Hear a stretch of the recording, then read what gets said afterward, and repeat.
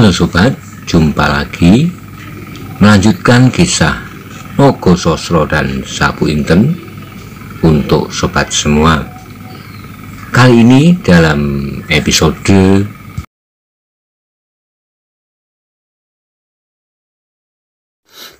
Pertempuran Sengit, Aryo Saloko dan Sawung Sariti. Selamat menikmati. Salam budaya.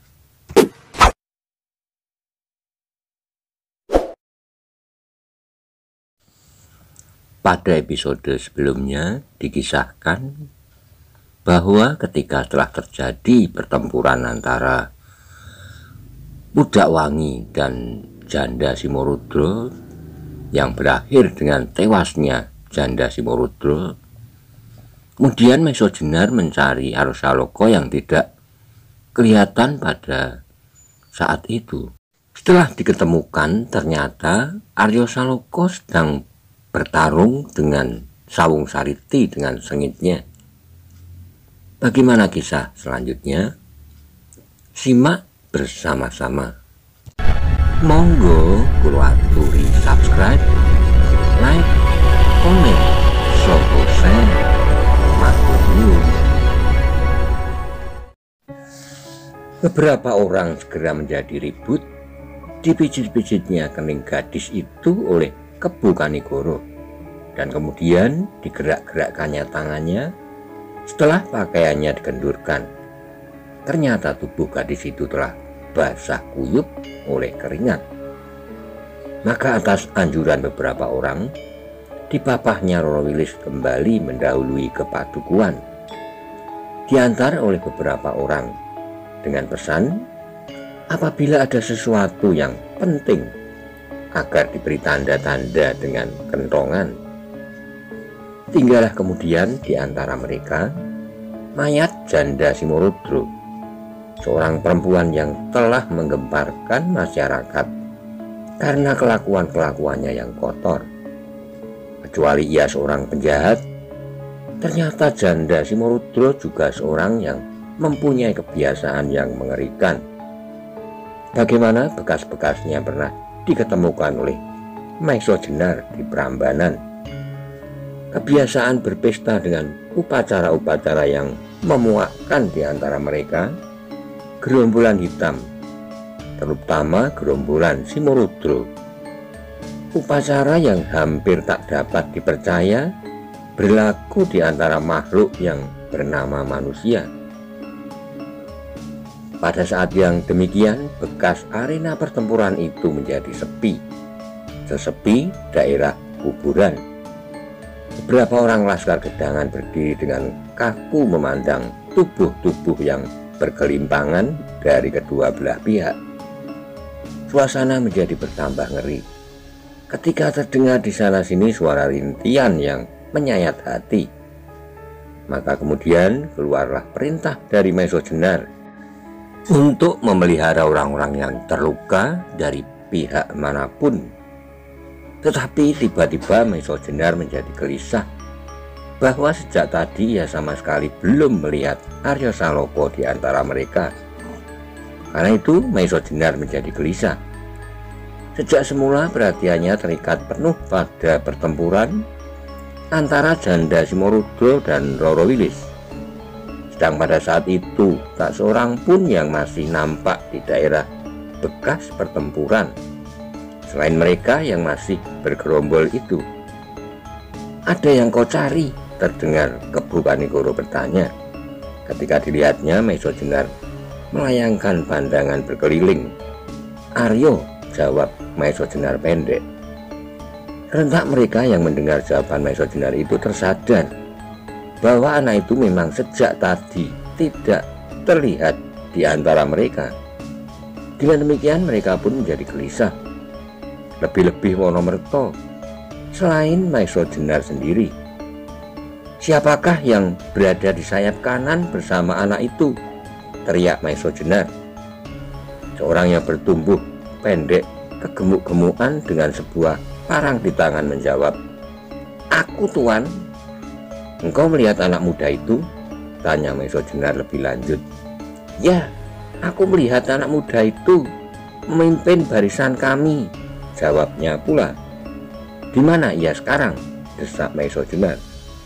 Orang yang bertubuh pendek itu berpikir sejenak untuk mengingat apa yang dilihatnya. Kemudian katanya, sejak matahari terbenam, aku tidak menyaksikannya lagi. Lalu siapa yang memegang pimpinan? Tanya Maesha Jenar seterusnya. Ya, sejak saat itulah anak muda itu hilang dari antara kami. Sejak ia memberikan perintah untuk menjadikan sabit kanan, khususnya dalam gelar jaring gumelar, jawab orang itu.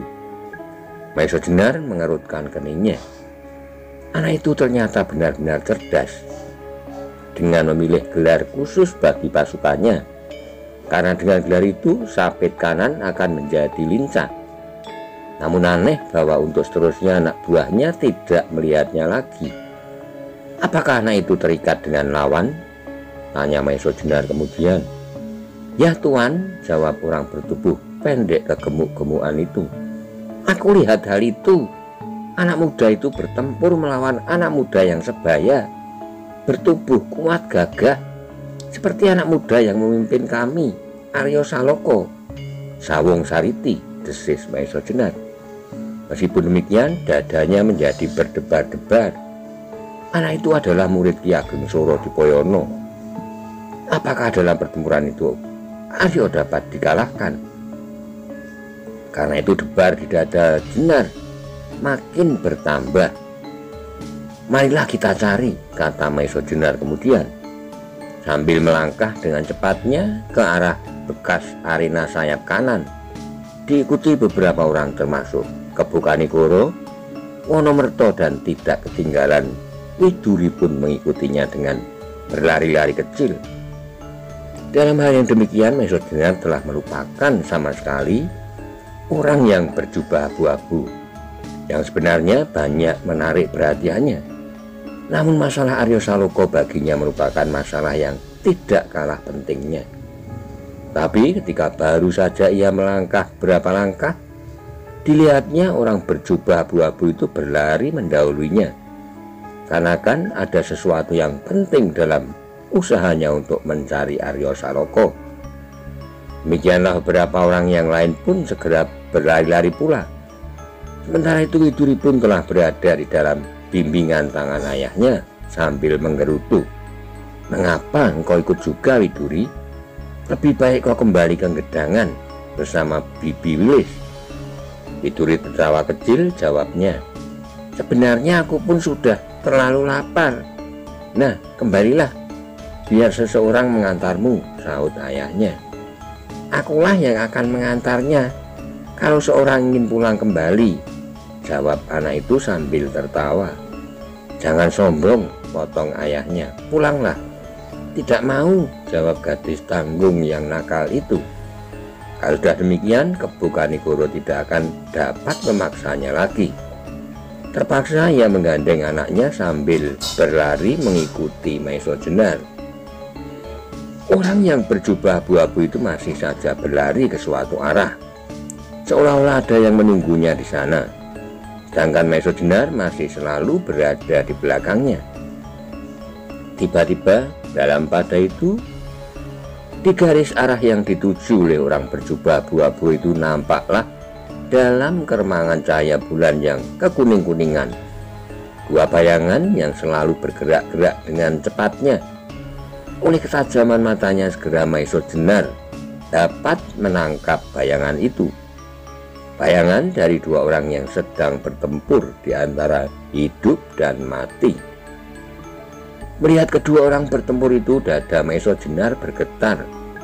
Karena itu seakan-akan mempercepat langkahnya, sehingga semakin lama bayangan itu seakan-akan menjadi semakin besar dan jelas. Akhirnya Maesha Jenar dapat meyakinkan dirinya bahwa yang bertempur mati-matian itu adalah Arya Saloka melawan Sawung Sariti. Dalam pada itu, ketika Maesha Jenar telah melihat muridnya bertempur, kembali perhatiannya terampas habis, sehingga ia melupakan pula orang yang berjubah abu-abu itu. Dengan demikian, ketika ia dengan penuh perhatian berlari-lari mendekati titik pertempuran itu, ia tidak lagi dapat mengetahui kemana orang yang berjubah abu-abu itu pergi. Ketika Maesho Jenar beserta beberapa orang lain tiba untuk sesaat, terhentilah pertempuran itu. Sawung Sariti meloncat beberapa langkah surut sambil berkata mengejek, "Kakang Aryo Saloko, lihatlah orang-orangmu datang. Tidakkah lebih baik kalau mereka kau suruh bertempur pula melawan aku bersama-sama dengan Kakang?" Sekali lagi Maesho Jenar merasa tidak senang sama sekali atas kesombongan itu. Meskipun demikian, dibiarkannya muridnya menjawab. Katanya, "Apakah kau bermaksud demikian?" "Tentu, Sawung Sariti, dengan demikian aku akan dapat menyelesaikan pekerjaanku sekaligus." "Sayang," sahut Aryo Saloko, "aku berkehendak lain. Aku ingin engkau lebih lama bekerja di sini, mengalahkan kami satu demi satu kalau engkau mampu." "Apa sulitnya?" potong anak yang sombong itu. Aryo Saloko tersenyum, katanya, "Kalau kau harus menyelesaikan pertempuran melawan aku seorang sampai 1 hari 1 malam, misalnya beberapa hari kau perlukan untuk melawan sekian banyak orang satu demi satu, aku tidak peduli," jawab Sawung Sariti. "Meskipun demikian, mungkin aku dapat memaafkan yang lain-lain, sebab mereka tidak bersalah kepadaku." "Kau belum mengatakan kepadaku apakah salahku," sahut Aryo Saloko. "Sebab kau begitu saja menyerang aku." Sawung Sariti tertawa pendek, jawabnya, "Mengapa beberapa waktu lalu kita bertempur di gedangan ini pula? Nah, ketahuilah bahwa apa yang aku lakukan sekarang adalah kelanjutan dari persoalan itu." Terdengar Aryo Saloko tertawa pula, katanya, "Supaya aku tidak dapat mengatakan kemana Paman Sawung Rono kau singkirkan." Wajah Sawung Sariti berubah menjadi semburat merah. Apalagi di antara orang-orang yang datang kemudian terdapat Wonomerto. Meskipun demikian ia menjawab, "Kau benar, dan setiap orang yang tidak mau berjanji untuk merahasiakan hal itu kepada orang-orang Banyu Biru akan aku binasakan juga." "Bagus," jawab Aryo Saloko, "mulailah." Sekali lagi Sawung Sariti memandang orang-orang yang berjajar mengelilinginya satu demi satu, seolah-olah ia sedang menghitung waktu yang akan diperlukan untuk membinasakan mereka itu seorang demi seorang. Namun ketika terpandang olehnya wajah Maesho Jenar yang tenang teguh, serta seorang laki-laki di sampingnya dengan seorang gadis tanggung yang cantik di tangannya, hati Sawung Sariti tergetar. Sawung Sariti merasa perlu untuk meyakinkan bahwa Maesho Jenar tidak akan melibatkan diri dalam pertempuran. Katanya, "Paman Maesho Jenar, apakah Paman juga tertarik pada permainan ini? Kalau benar demikian, aku persilahkan Paman membantu Kakang Aryo Saloko." Maesho Jenar tahu arah bicara anak itu. Jawabnya, "Kau tak perlu berkecil hati, Sawung Sariti. Meskipun kami bukan orang-orang yang memiliki gelar satria, namun kami mengenal sifat-sifat kejantanan, apalagi terhadap anak-anak seperti engkau ini." Sawung Sariti merasa tersinggung karenanya. Meskipun demikian, ia menjadi berbesar hati bahwa ia telah mendapat jaminan bahwa ia dibiarkan bertempur seorang melawan seorang dengan Aryo Saloko. Karena itu ia meneruskan, "Nah, kalau demikian, relakan murid Paman ini binasa karena ketamakannya." Maka Maesho Jenar tidak menjawab, namun terpaksa ia menahan hatinya yang sama sekali tidak senang atas kata-kata itu. Juga Aryo Saloko merasa tidak perlu berkata-kata lagi. Karena itu segera ia mempersiapkan diri untuk meneruskan pertempuran yang telah berjalan demikian panjangnya. Sawung Sariti pun bersiap pula. Mulutnya terkatup rapat, tangannya bersilang di depan dadanya.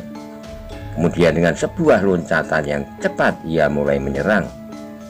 Geraknya lincah dan tangkas sesuai dengan ajaran-ajaran yang pernah diterimanya dari seorang guru yang mumpuni. Dimodali dengan tubuhnya yang kokoh kuat serta otak yang cerdas licin. Namun lawannya bukan pula anak arahan, tetapi ia adalah murid seorang yang berhati jantan dan bertekad baja, serta telah mengalami tempaan yang luar biasa beratnya untuk mewarisi ilmu keturunan Ki Ageng Pengging Sepuh, tidak saja dari Maesa Jenar, tetapi juga dari Kebu Kanigoro langsung. Karena itulah maka perkelahian yang terjadi merupakan perkelahian yang sengit dan seimbang. Kedua-duanya dapat bergerak dengan lincahnya sambar menyambar, dan keduanya dapat bertahan dengan tangguh melawan tiap serangan. Mereka saling desak-mendesak berganti-gantian, silih ungkih sengolino. Pukulan tangan Sawung Sariti menyambar-nyambar berdesingan. Namun Arya Saloka dengan tangkasnya selalu dapat menghindari. Namun sekali-kali tangan itu berhasil pula mengenai tubuhnya. Demikianlah pada suatu saat sebuah sambaran tangan Sawung Sariti hinggap di dada Arya Saloka sedemikian kerasnya sehingga Arya terdorong surut. Tetapi Sawung Sariti tidak mau membiarkan kesempatan itu. Cepat ia meloncat maju dan sekali lagi menyerang dengan kakinya ke arah lambung, ketika Arya masih belum dapat menjaga keseimbangannya dengan baik. Ketika Arya melihat serangan itu, ia tidak dapat berbuat lain daripada melindungi lambungnya dengan tangan. Namun karena desakan yang keras serta keseimbangannya yang belum pulih benar, sekali lagi Arya terdorong, bahkan lebih keras sehingga ia jatuh berguling. Sekali lagi Sawung Sariti mendesak maju. Dengan sebuah loncatan ia berusaha untuk menerkam dan menindih Arya. Kedua tangannya terjulur ke depan ke arah leher lawannya. Pada saat yang demikian Arya melihat bahaya yang bakal datang apabila lawannya benar-benar dapat mencekik serta menindih tubuhnya. Maka ketika ia melihat tubuh itu melayang ke arahnya, segera ia menelentang dan dengan sekuat tenaganya ia mendorong tubuh itu dengan kedua kakinya tepat pada bagian bawah perutnya. Demikianlah Sawung Sariti terdorong keras ke depan melampaui tubuh Arya Saloka. Namun Sawung Sariti mempunyai ketangkasan yang cukup pula. Dengan berguling ia dapat menyelamatkan tubuhnya dari benturan yang keras. Bahkan ia segera dapat loncat berdiri. Tapi pada saat itu Arya telah siap pula. Ia berhasil mendahului menyerang dengan sebuah loncatan yang panjang. Arya memukul rahang lawannya. Kali ini Sawung Sariti tidak berhasil menghindar. Dengan sebuah sentakan yang keras, kepala terangkat sambil tergetar mundur. Dengan penuh nafsu, Arya sekali lagi melangkah serta mengayunkan tangannya ke arah perut lawannya. Terdengarlah suara yang tersekat di kerongkongan, dan tubuh Sawung Sariti terbungkuk ke depan. Namun, ketika Arya mengulangi serangannya dengan cepatnya, Sawung Sariti demikian saja menjatuhkan dirinya. Kali ini tangan Arya terayun di atas kepala lawannya tanpa menyinggungnya, sehingga malahan tubuhnya terseret oleh kekuatannya sendiri. Pada saat itulah Sawung Sariti menghantam dadanya dengan kakinya yang kokoh. Suaranya gemebruk seperti terhantam batu. Sekali lagi Arya terlontar mundur, dan sekali lagi Sawung Sariti mendesaknya dengan pukulan-pukulan, sehingga akhirnya punggung Arya membentur dinding karang yang tegak di belakangnya. Pada saat yang demikian, Arya tidak lagi dapat melangkah surut. Karena itu, ketika Sawung Sariti menghantamnya, Arya melawannya dengan sebuah tendangan mendatar. Maka terjadilah suatu benturan yang keras. Arya Saloka dapat menekankan punggungnya pada karang di belakangnya. sehingga ia seolah-olah mendapat tambahan kekuatan. Dengan demikian, Sawung Sariti terdorong mundur beberapa langkah. Meskipun demikian, terasa betapa pedihnya punggung Aryo yang ternyata menjadi luka karena tajamnya karang-karang itu.